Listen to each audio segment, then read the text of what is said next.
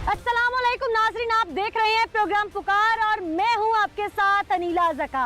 आज एक बार फिर डिस्ट्रिक्ट विहाड़ी में ख्वाबे खरगोश के मजे लूट रहा है कानून और दंदना रहा यहाँ का जालिम। एक 9 साला बच्चे पर बेईमाना तशद्दुद हुआ, उसकी कमर की न सिर्फ हड्डी तोड़ी गई बल्कि उसके बाप की तो कमर ही तोड़ दी गई।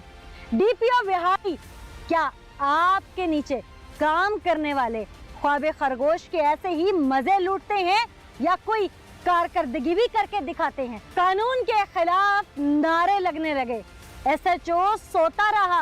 क्या डीपीओ साहब आप नहीं हैं जिम्मेदार? आज फिर मैं पूछती हूँ, कहाँ है डीपीओ?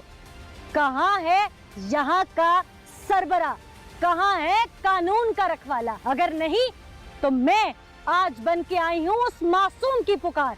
आइए मैं दिखाती हूँ कि कितना जुल्म हुआ और कानून एसी वाले कमरों में कैसे है बरात जमा। वालिदैन इस बच्चे की, अल्लाह पाक आपको सब्र दे, हिम्मत दे। दुनिया ने जो आपके साथ जुल्म उठाया है, हमें दिली हमदर्दी है और हम आपके इंसाफ के लिए जहाँ तक आवाज़ उठा सके हम लोग उठाएंगे। आपके बच्चे के साथ क्या हुआ था? बस ये सिर्फ बारह पढ़ने गया था मस्जिद में, तो इसकी नाना की तबीयत खराब थी और मौलवी साहब ने कहा कि आप ना दुरूद जमा करके ले आए। मोहल्ले से 3-4 घर जो हैं इसके बस्ती में। यानी कि आम फहम में मैं कहूँ तो खाना इकट्ठा करके लाने के लिए जो। हाँ जी। अच्छा, तो नाना की तबीयत खराब थी इसकी, हमें इधर आना पड़ गया इमरजेंसी में। तो हमने दूसरे बच्चे को बोला कि आप ये उनके घर खाना छोड़ा है, हमने उधर जाना है जल्दी में। तो ये उन्होंने नहीं पहुँचाया, मस्जिद में छोड़ दिया, उधर उनका खाना खराब हो गया, कवे वगैरह खा गए। तो जब वो दूसरे दिन ये गया तो उसने कहा कि आपने जिम्मेदारी नहीं भाई, आपने खाना नहीं पहुंचाया कल, चलो उधर मुर्गा बन जाए धूप में। मेरा कज़न का लड़का था साथ, उसने कहा, ये उसको कहता रहा कि मेरी कमर दर्द हो रही है, मैंने खड़े होना है, लेकिन उसने खड़े नहीं होने दिया। उसने फिर नहीं छड़ी मारी है या लात मारी है, ये नहीं पता, उधर ही ये गिर गया था। फिर वो कज़न का लड़का आके बताया कि बच्चा गिर गया, उसकी तबीयत ज़्यादा, उसको पेन हो गया, दर्द हो रहा है, उसको सीधा नहीं हुआ गया इससे। फिर उसी टाइम इसको घर लेके आए हैं। हमने सोचा कि कोई बल पड़ गया होगा, जो थोड़ा मसला होगा, फिर इंजेक्शन लगवाया पक्की का, फिर इसका सही नहीं हुआ। फिर हॉस्पिटल में ले गए, एक्सरे वगैरह कराया, उन्होंने कहा कि इसको हड्डी का ज़्यादा मसला बन गया है। और कोई कहता था मोरे हिल गए हैं, किसी ने कहा हड्डी टूट गई है, कभी कुछ कह रहे थे, कभी कुछ। फिर इसको भी हाड़ी ले गए। फिर उधर से उन्होंने कहा कि इसका ऑपरेट होगा और हड्डी में रेशा पड़ गया हड्डी के टूटने की वजह से। जिस वक्त आपके बच्चे को मारा, आप बच्चे को पहले दिन हॉस्पिटल लेके गए हैं, हाँ जी। क्या उस वक्त आप लोगों ने कानूनी कार्रवाई नहीं की फौरी तौर पे? नहीं। उस वक्त आप लोगों ने क्यों नहीं की? हमने मोहल्ले वालों को हमने इकट्ठा किया था, उनके पास गए थे, उन्होंने कहा आप इसको डॉक्टर को दिखाओ, ये ठीक हो जाएगा।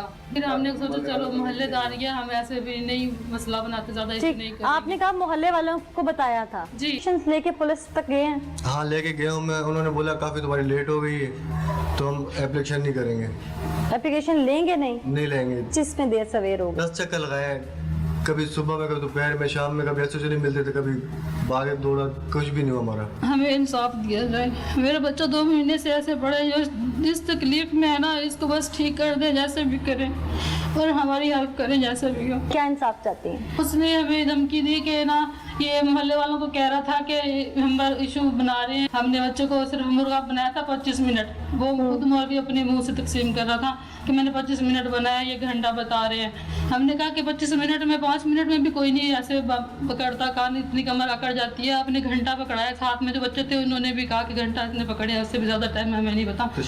धूप में ऊपर से तशद्दुद किया। नवर पहले भी इस तरह मारते थे वो आपको? जी।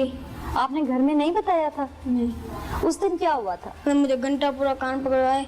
अच्छा। और कान पकड़, जब कान पकड़ रहे मैं एक साइड पर गिर गया। एक साइड पे गिर गया आप? जी। फिर मेरे से खराब होने लगा। फिर उसके बाद मौलवी साहब ने उठाकर आपको मारा? जी। किस चीज से? डंडे से। कहाँ पे मारते रहे? हाथों पर, टांगों पर? जी। आप उनको क्या कहते रहे? मत मारो। तो वो मारते हुए क्या कह रहे थे? अरे तो तुमने दूध क्यों नहीं पहुँचाया? दूध क्यों नहीं पहुँचाया? दूध। अच्छा, वो खाने को दुरूद कहते हैं ना, मस्जिद में जो देना होता है। खाने को दुरूद कह रहे थे और वो दुरूद उन तक क्यों नहीं पहुँचाया? जी। अस्तगफिरुल्लाह। फिर उठाकर डंडे मारे। डंडे मारे आपको? जी। आपको कोई कानूनी कार्रवाई में पेशरफ्त नजर आई अभी तक? कुछ भी नहीं है। आपको जो धमकाया जा रहा है आपके मुल्जिमान की जानिब से, जी, जी। इस हवाले से आपने पुलिस को बताया? जब सुनते नहीं तो क्या बताया उनको? आपने बताने की कोशिश की?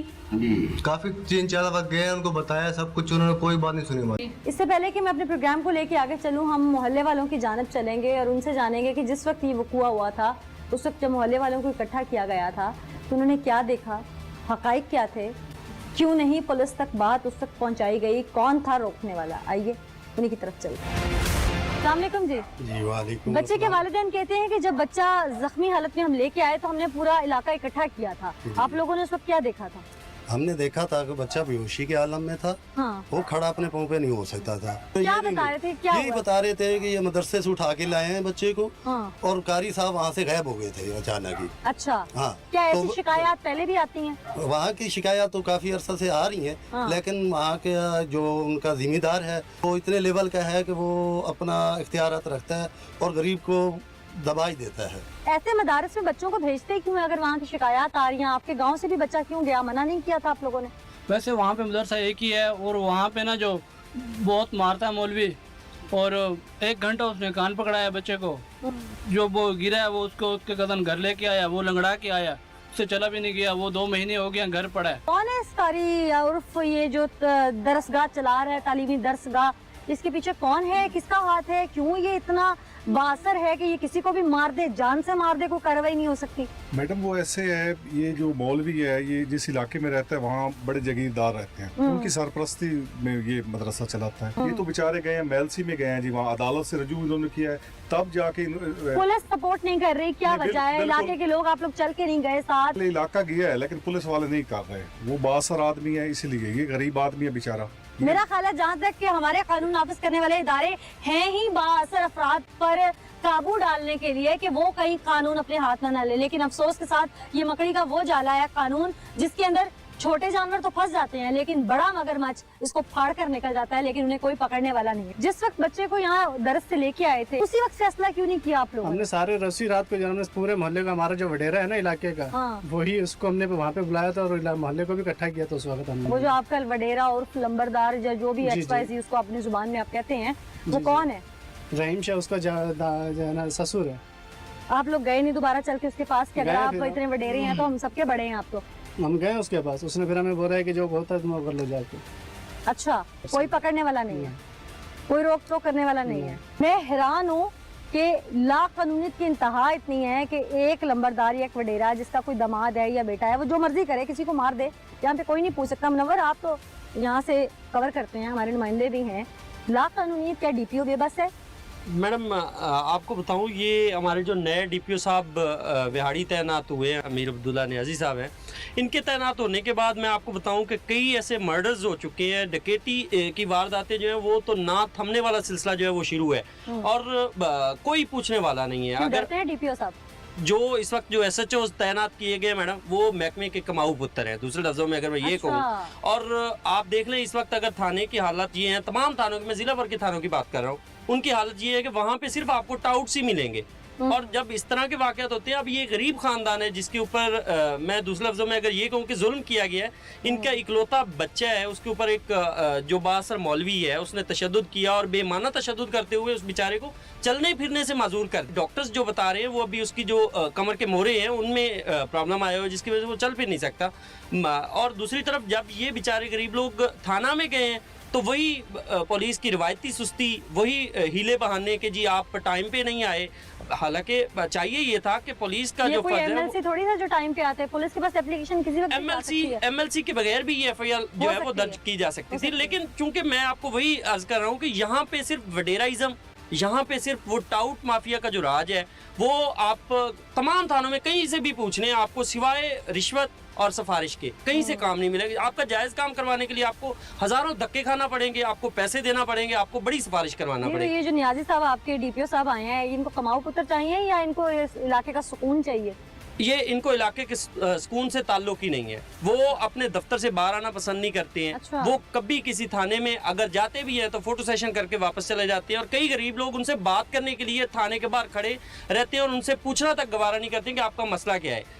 मेरा ख्याल है नाजी साहब, अगर फोटो सेशन तक की बात है तो फिर आपको सीएसपी ऑफिसर नहीं होना चाहिए था, आपको कुर्सी ही चाहिए थी। तो फिर कोई काउंसलर का या एमपी एमएनए का इलेक्शन लड़ लेते। फोटो सेशन तो वहाँ पे जितना होता है शायद आपकी इस कुर्सी से ज़्यादा वहाँ पे होता हो। अगर आप अपनी कुर्सी की जिम्मेदारी को निभा नहीं सकते तो एक आप में और सियासतदान में जो मौसमी बटेरे की तरह वोट लेने के लिए बाहर निकल आता है, उसमें और आप में कोई ख़ास फ़र्क नहीं है।